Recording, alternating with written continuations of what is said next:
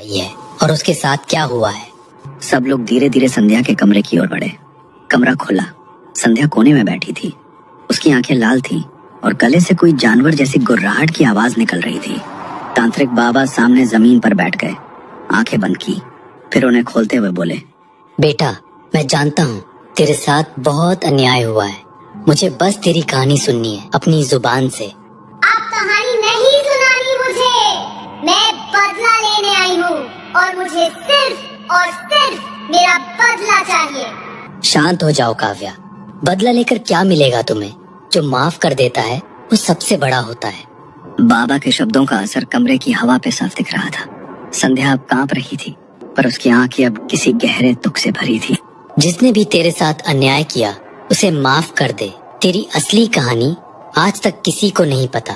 दुनिया ने तेरे बारे में जो झूठ सुना बस वही सच मान लिया। अब कमरे में खामोशी छा गई थी। संध्या की आंखों से आंसू बह रहे थे और वो पलके भी नहीं झपका रही थी। फिर काव्या की आत्मा ने बोलना शुरू किया।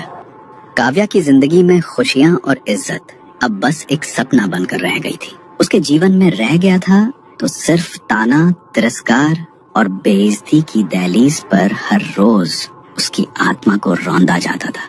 एक दिन उसकी माँ मिलने आई थी। उनके खाली हाथ देखकर उन्हें दरवाजे पर ही रोक दिया गया और काव्या के सामने ताना पड़ा, बोल देना अपनी माँ से, अब कुछ देने की औकात नहीं है तो इस घर का दरवाजा उनके लिए हमेशा के लिए बंद है।